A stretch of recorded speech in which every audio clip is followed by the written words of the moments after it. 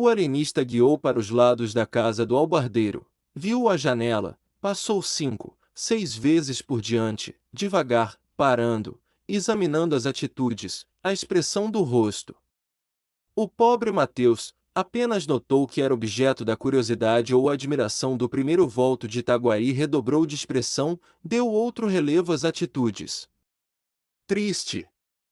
Triste, não fez mais do que condenar-se. No dia seguinte, foi recolhido à Casa Verde. A Casa Verde é um cárcere privado, disse um médico sem clínica. Nunca uma opinião pegou e graçou tão rapidamente.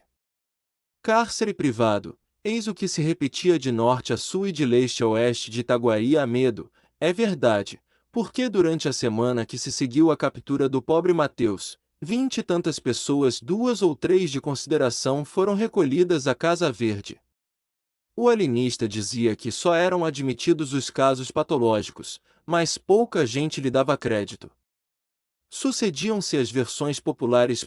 Vingança, cobiça de dinheiro, castigo de Deus, monomania do próprio médico, plano secreto do Rio de Janeiro com o fim de destruir em Itaguaí qualquer germen de prosperidade que viesse a brotar, arvorecer, florir, com o desdouro e míngua daquela cidade, 1000 outras explicações, que não explicavam nada, tal era o produto diário da imaginação pública. Nisto chegou do Rio de Janeiro a esposa do alienista, a tia, a mulher do Crispim Soares, e toda a mais comitiva, ou quase toda, que algumas semanas antes partirá de Itaguaí. O alienista foi recebê-la, com o boticário, o padre Lopes, os vereadores e vários outros magistrados. O momento em que de Evarista pôs os olhos na pessoa do marido é considerado pelos cronistas do tempo como um dos mais sublimes da história moral dos homens, e isto pelo contraste das duas naturezas, ambas extremas, ambas egrégias.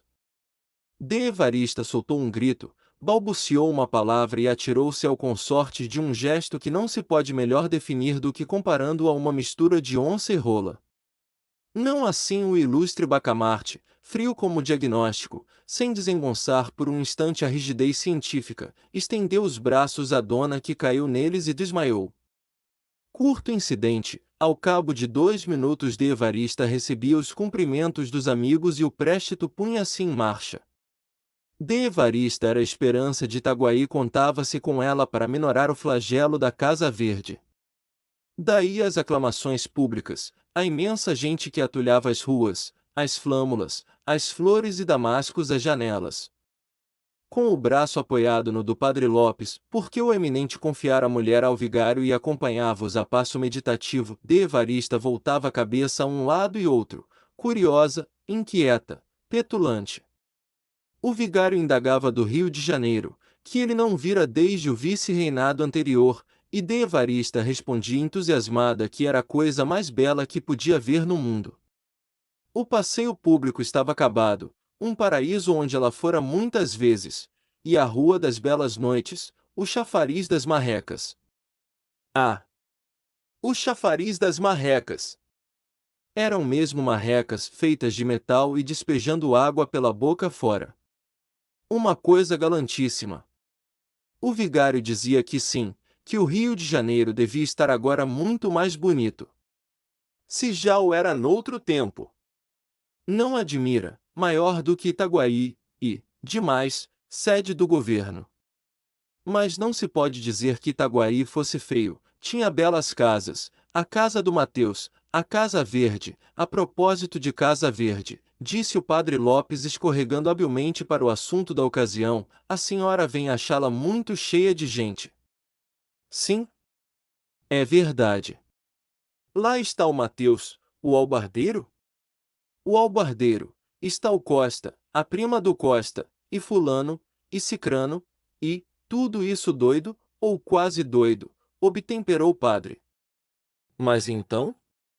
O vigário derreou os cantos da boca, à maneira de quem não sabe nada ou não quer dizer tudo, resposta vaga, que se não pode repetir a outra pessoa por falta de texto. De Evarista achou realmente extraordinário que toda aquela gente ensandecesse, um ou outro, vá, mas todos.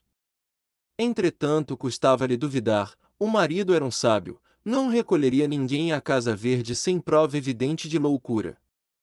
sem dúvida, ia pontuando o vigário. 3 horas depois, cerca de 50 convivas sentavam-se em volta da mesa de Simão Bacamarte. Era o jantar das boas-vindas. De Evarista foi o assunto obrigado dos brindes, discursos, versos de toda a casta, metáforas, amplificações, apólogos. Ela era esposa do novo Hipócrates, a musa da ciência, anjo, divina, aurora, caridade, vida, consolação. Trazia nos olhos 2 estrelas segundo a versão modesta de Crispim Soares e 2 sóis no conceito de um vereador. O alienista ouvia essas coisas um tanto enfastiado, mas sem visível impaciência. Quando muito, dizia ao ouvido da mulher que a retórica permitia tais arrojos sem significação.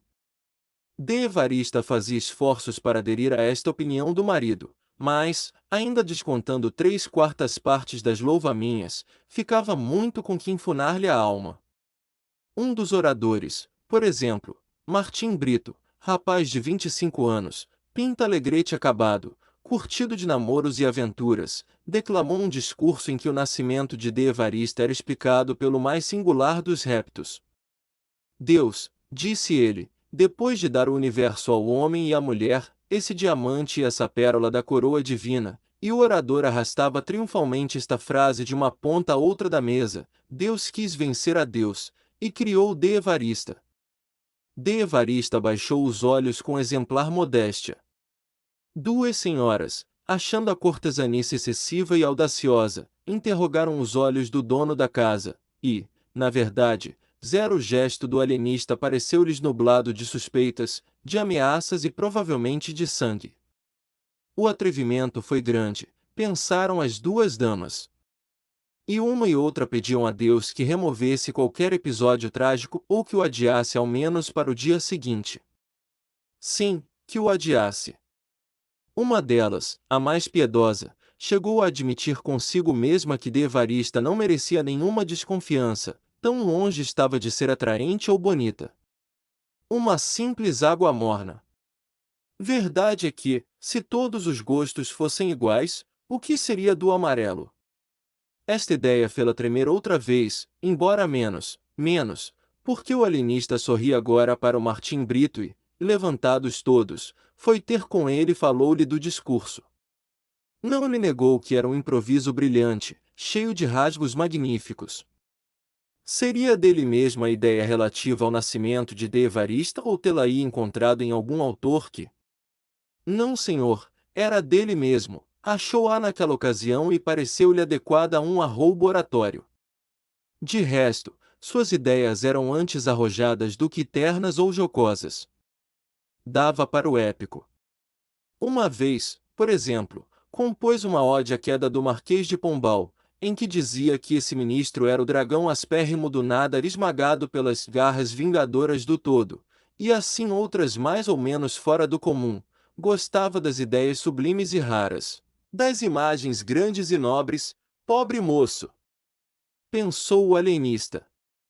E continuou consigo, trata-se de um caso de lesão cerebral, fenômeno sem gravidade, mas digno de estudo. De Evarista ficou estupefata quando soube, 3 dias depois, que o Martim Brito fora alojado na Casa Verde. Um moço que tinha ideias tão bonitas. As 2 senhoras atribuíram o ato a ciúmes do alienista. Não podia ser outra coisa, realmente, a declaração do moço fora audaciosa demais. Ciúmes? Mas como explicar que, logo em seguida, fossem recolhidos José Borges do Couto Leme, pessoa estimável, o Chico das Cambraias, folgazão emérito, o escrivão Fabrício e ainda outros? O terror acentuou-se.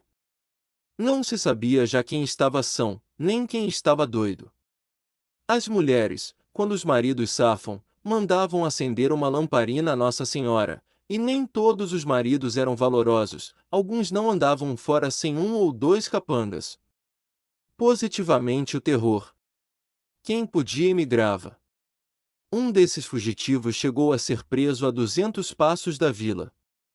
Era um rapaz de 30 anos, amável, conversado, polido, tão polido que não cumprimentava alguém sem levar o chapéu ao chão, na rua, acontecia-lhe correr uma distância de 10 a 20 braças para ir apertar a mão a um homem grave, a uma senhora, às vezes a um menino. Como acontecerá ao filho do juiz de fora? Tinha vocação das cortesias. De resto, devia as boas relações da sociedade, não só aos dotes pessoais, que eram raros, como a nobre tenacidade com que nunca desanimava diante de uma, duas, quatro, 6 recusas, caras feias, etc. O que acontecia era que, uma vez entrado numa casa, não a deixava mais, nem os da casa o deixavam a ele, tão gracioso era o Gil Bernardes. Pois o Gil Bernardes, apesar de se saber estimado, teve medo quando lhe disseram um dia que o alienista o trazia de olho. Na madrugada seguinte fugiu da vila, mas foi logo apanhado e conduzido à Casa Verde. Devemos acabar com isto. Não pode continuar. Abaixo a tirania. Déspota. Violento. Golias.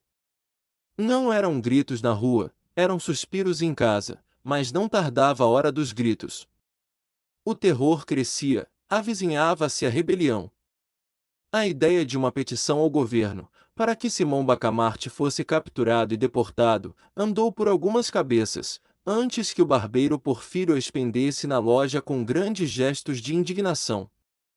Note-se, e essa é uma das laudas mais puras desta sombrio história, note-se que o Porfírio, desde que a Casa Verde começara a povoar-se tão extraordinariamente, viu crescerem os lucros pela aplicação assídua de sanguessugas que dali lhe pediam, mas o interesse particular, dizia ele, deve ceder ao interesse público.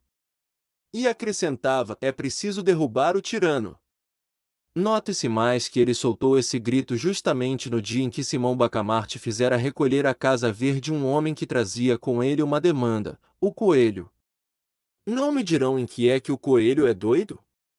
Bradou o Porfírio e ninguém lhe respondia, todos repetiam que era um homem perfeitamente ajuizado. A mesma demanda que ele trazia com o barbeiro, acerca de uns chãos da vila, era filha da obscuridade de um alvará e não da cobiça ou ódio. Um excelente caráter o Coelho.